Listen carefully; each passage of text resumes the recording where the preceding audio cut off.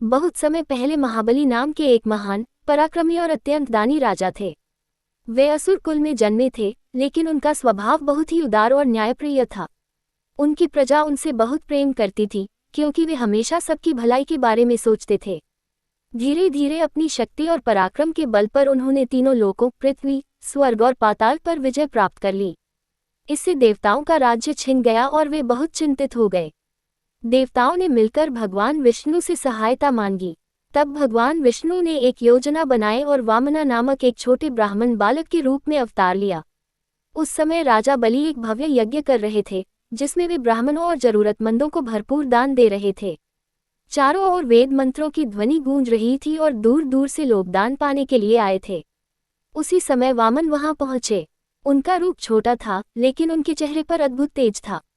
राजा बलि ने उनका आदरपूर्वक स्वागत किया और कहा, हे ब्राह्मण कुमार, आप जो चाहे मुझसे मांग सकते हैं।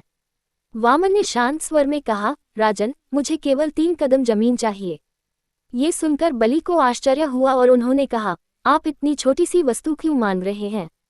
मैं आपको सोना, रत्न या पूरा राज्य भी दे सकता हूँ। लेकिन वामन ने उत्तर दिया, मुझे जितनी आवश्यकता है उतना ही चाहिए।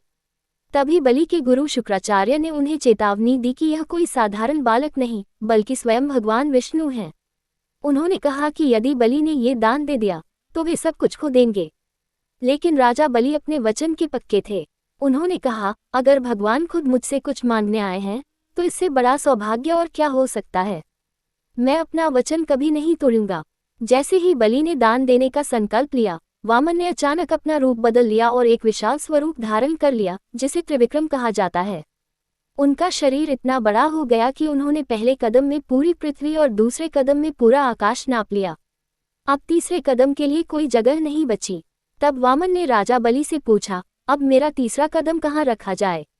राजा बलि ने विनम्रता से अपना सिर झुका दिया और कहा, प्रभु, मेरे पास अब कुछ नहीं बचा, इसलिए आप अपना तीसरा कदम मेरे सिर पर रख दीजिए। ये देखकर सभी देवता और ऋषि आश्चर्यचकित रह गए।